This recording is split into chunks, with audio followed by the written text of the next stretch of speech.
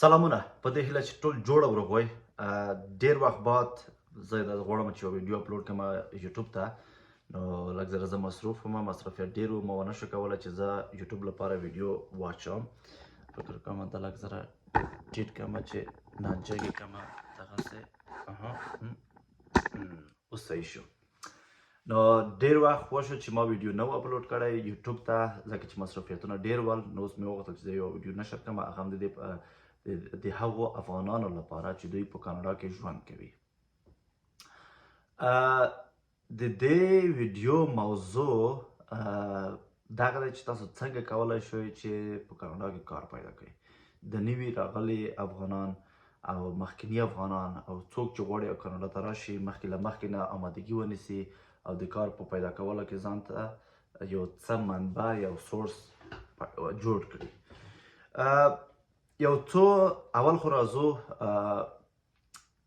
هغه کوم عام تګلارې چې تاسو سره کوم ته کار پیدا کولی شئ، لکه مثلا چې ټول خلک په پوهېږي. یو هغه دی چې تاسو مثلا خپل رزومي یو سی وي جوړوئ، رزومي ورته وایي، سی وي به جوړه کړئ. هغې نه وروسته تاسو واکینګ له طریقه هم چلند کولی شئ چې لاړ شئ یو ځای ته، مثلا مکډونالډز ته، ټیم مارټن ته یا نورو ستورو ته لاړ شئ. د منیجر پوښتنه یې وکړئ. چې کله مو د منیجر پوښتنه یې وکړه، هلته به ورته ووایي چې زه غواړم چې دلته کار پیدا کړم. نو خپل هغه د سی وي هارد به ورکړئ دوی ته، او دوی هغه چک کوي. هغې نه وروسته بیا تاته کیدای شي یا ایمیل وکړي یا مثلا زنګ درته ووهي که چېرې څوک یې په کار ول د کار لپاره. دغه یوه طریقه. او بله طریقه چې دی، کوم مسلک که چېرې تاسو زده وي، په ساختماني بخش کې یو څو اپونه دي، لکه کی جی جی په نوم دی یا مثلا مارکیټ پلیس په نوم دی. په دې ځایو کې تاسو کولی شئ چې خپل هغه اکسپیرینس واچوئ، خپل تصویرونه، خپل ویډیوګانې نشر کړئ هلته، او خلک تاسو سره تماس نیسي او درته وایي چې یعنې یا بسمنټ جوړوم یا تشناب جوړوم یا مثلا خپله کوټه جوړوم، زنګ درته وهي او هغسې تاسو کار پیدا کولی شئ. دویمه طریقه. دریمه طریقه چې دی، که تاسو چیرې سواد لرئ او انګلیسي مو ښه وي، تاسو خپل هغه رزومي جوړوئ. یو څو اپلیکیشنونه دي چې زه دغه تاسو ته زه دلته صفحې په مخ لیکم یو. نو په دې کې تاسو په دې اپلیکیشنونو سره تاسو کولی شئ چې خپل هغه رزومي ور ولګئ او ځان ته وظیفه پیدا کړئ. او بله طریقه یې چې دی، که څوک د ساختماني کار غواړي، ساختمان ځای پیدا کړئ. لکه ما خپله چې زه خپله مو ساختمان کار کوم، ما په دې شکل پیدا کړی چې ساختمان هغه ته ورغلم ساحې ته، هلته مې خلکو سره خبرې وکړې چې زه وظیفې ته ضرورت لرم، I'm looking for job or I'm looking for work. دغسې یو کلمه ورته وایي. هغه که چېرې نفر ته یې ضرورت وي، بیا درته وایي چې راشه.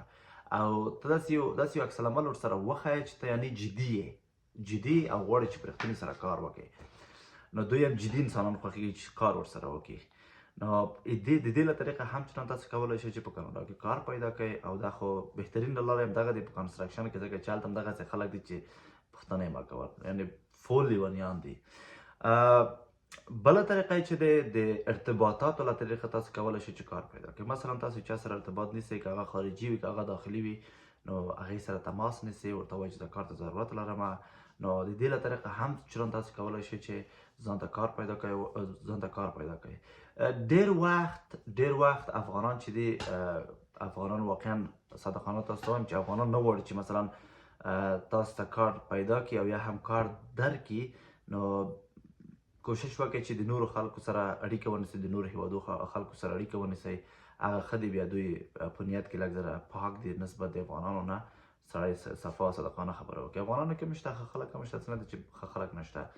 نو صادقانه ووایم، هغه نور خلک نسبت د افغانانو بیا ښه دي. کومه خبره چې وکړه بیا هغه سر ته رسوي، هغه اول نه درته کوي. که چیرې وکړه بیا سر ته یې رسوي. نو حتما خامخا یې تاسو ته کار پیدا کوي. او دلته یو څو نوي اپلیکیشنونه دي، زه تاسو ته وایم دغه په ګوګل کې ولیکئ، ګورئ ښه، part-time.ca دغه نوی دی. په ګوګل کې به ولیکئ، مکمل فهرست راسي. هلته به تاسې خپل رزومي اپلوډ کړئ. بل چې دی workopolis.com دغه بل اپلیکیشن دی. بل چې دی grabjobs.ca دا بل اپلیکیشن دی. بل چې دی yoket .com دغه بل هغه د ویب سایټ دی او monster.ca د بل ویب سایټ دی